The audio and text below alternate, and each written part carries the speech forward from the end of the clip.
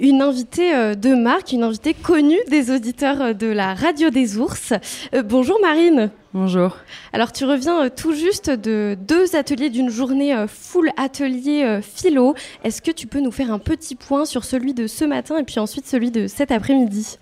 Alors ce matin, j'avais un groupe de 6 enfants, si je ne me trompe pas, sur ce que ça veut dire grandir.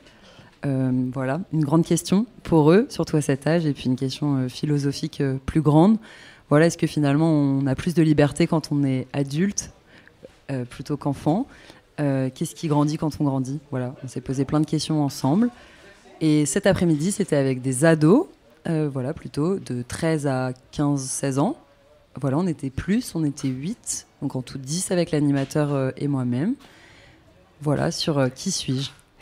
Et alors, pour ces ateliers philo, tu disais ce matin des 7-11 ans, comment tu fais pour travailler cette question qui finalement, on peut se la poser toute notre vie et c'est une très grande question, comme tu disais. Comment tu fais ? Bah justement, j'ai déjà été formée pour faire ça. J'ai longuement voulu faire ça et puis ça n'existait pas encore en France. Et puis il y a une formation qui a ouverte, dispensée par l'université de Nantes, qui est au Mans, formée par du coup, tous les chercheurs de ce domaine.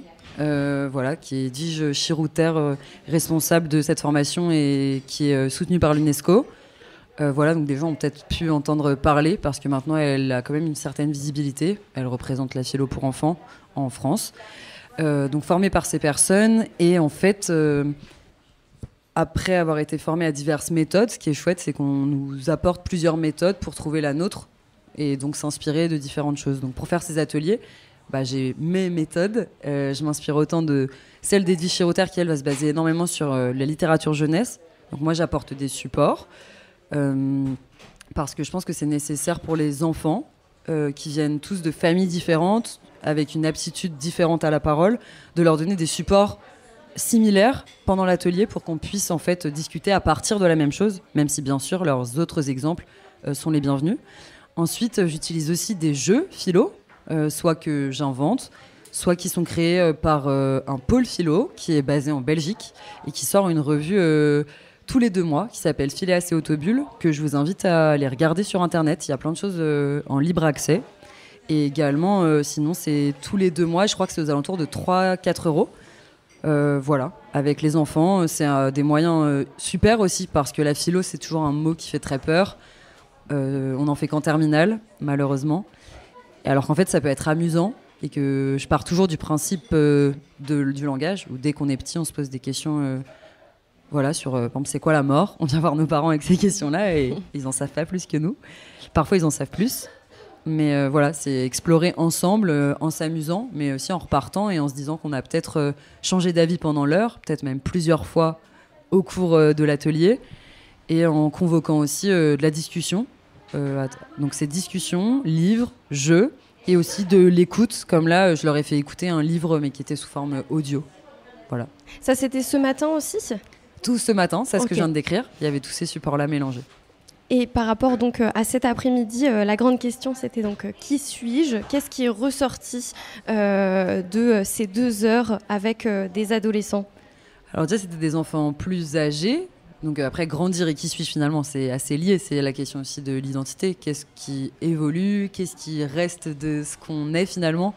Mais on a vu que qui suis-je ? Finalement, c'est une grande question. Ce qui est ressorti, c'est déjà qu'ils ont défini que c'était moi. Déjà. Moi, c'est qui ?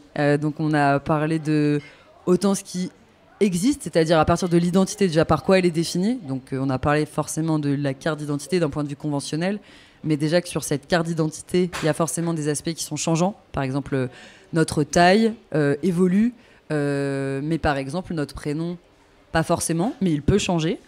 On a parlé de la nécessité, par exemple, il y a un enfant qui a parlé de l'exemple d'un 2e prénom, à quoi il sert ?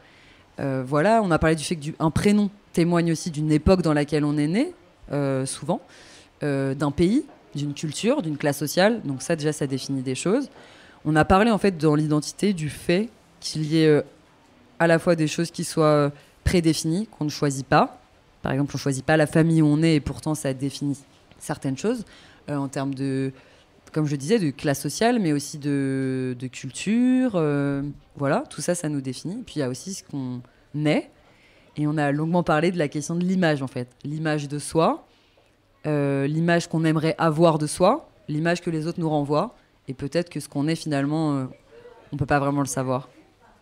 Ok, ça a été la conclusion donc, de cet atelier cet après-midi. La conclusion, on n'a pas vraiment été à une conclusion très précise parce que, en fait, ce qui est assez étonnant, et je tiens à le dire pour être aussi transparente, c'est que les ateliers, à chaque fois, c'est beaucoup de préparation, mais en fait, de l'adaptation. Je ne peux pas prévoir le groupe sur lequel je vais tomber. Et en fait, plus les enfants grandissent, plus forcément, ils commencent à être normés par rapport à l'école, par rapport forcément à l'adolescence. On est beaucoup plus sensible à ce que la société attend de nous, appartenir à un groupe, toutes ces questions. Là, le groupe était super riche, mais c'est comme si à la fin des 2 heures, on arrivait enfin à avoir cette connexion de confiance, etc. Ça met du temps à s'installer.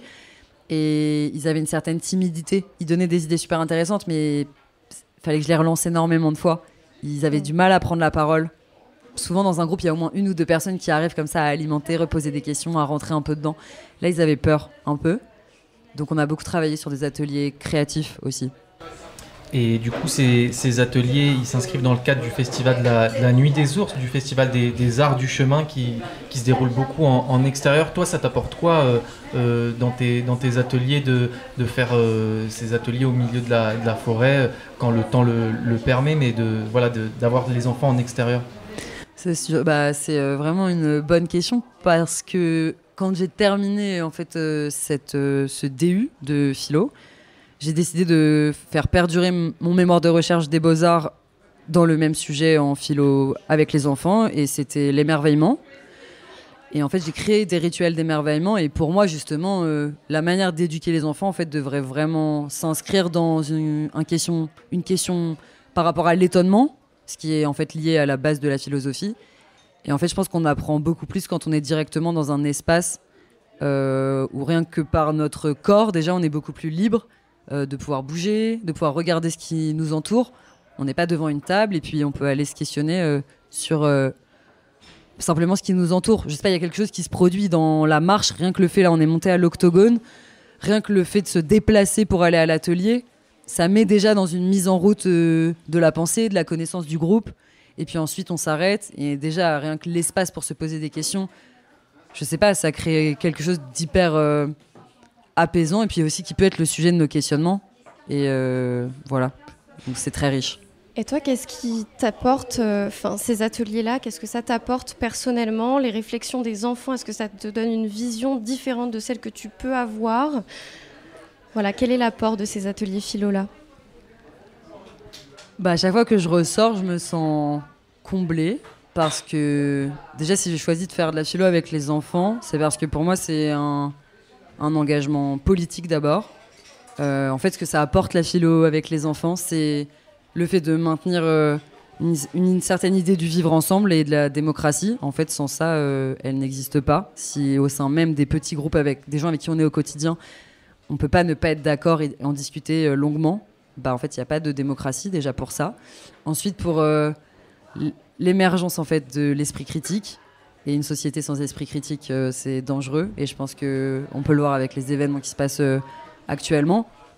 C'est très important en fait, de pouvoir regarder une information et se questionner dessus, et regarder ce qui nous entoure. Et aussi, je crois que quand on est enfant, on est très angoissé. En fait, on parle souvent de l'enfance comme l'insouciance. Alors, on peut parler d'insouciance au sens où les enfants s'étonnent de peu, parce qu'évidemment, tout leur est étranger. Alors, ils voient le ciel, ils voient une chose pour la première fois, ils vont dire « mais pourquoi? Ça fonctionne comment ?»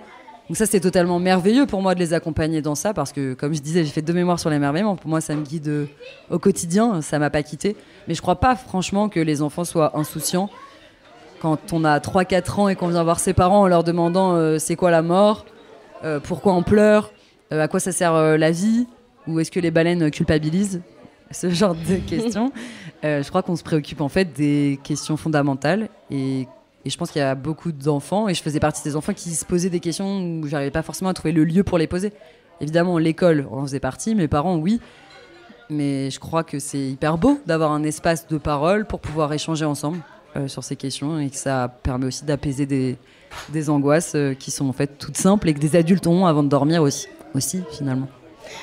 Et alors cet espace de parole, comme tu viens de le dire, est-ce qu'il aura de nouveau lieu dans le cadre de la Nuit des Ours, le festival à Valorcine ? Alors déjà la semaine prochaine, le mardi 8, les ateliers philo, il y en a 2 également. Si vous voulez vous inscrire, il y a encore de la place pour les petits de 7 à 11 ans le mardi matin, de 10h30 à 12h30. C'est sur la nature. Qu'est-ce que la nature ? À qui appartient-elle ? À partir d'où elle commence et où elle se termine ? Et l'après-midi avec les ados, ça sera sur la question de l'art. C'est quoi l'art ? Vu qu'on a la Nuit des Ours, on voit qu'il y a plein de formes aussi. Donc on parlera de ça. Et aussi le lundi, j'aurai la chance de faire le guidage d'un des groupes sur comment habitons-nous les espaces. Alors est-ce que tu peux nous en dire peut-être un petit peu plus sur ce système de guidage qui a l'air tout à fait différent de l'atelier philo que tu as proposé aujourd'hui ? À la fois, il y a quand même la question du groupe et de les emmener dans des questions et des histoires. Donc c'est assez similaire, mais le guidage, donc on va partir tous ensemble au début de la soirée à la même heure. Il y aura 5 groupes d'environ 35-40 personnes. On part, on regarde les spectacles. Donc, les 5 groupes vont voir les mêmes spectacles tout au long de la soirée, mais pas dans le même ordre, ce qui permettra à chacun des groupes de pouvoir se déplacer par petits groupes, d'aller à un spectacle, et pendant qu'on va d'un spectacle à un autre, on parle. Moi, j'ai pas envie de dire que je parle au groupe parce que j'espère que ce sera un échange. Parler du coup sur ce sujet de comment habitons-nous les espaces. Voilà. Eh bien, merci beaucoup Marine Lemaire d'être repassée de l'autre côté du micro. Merci. Dans le cadre donc du festival La Nuit des Ours. Vous êtes toujours sur le 90.7 FM à Valorcine et le 90.5 FM à Chamonix.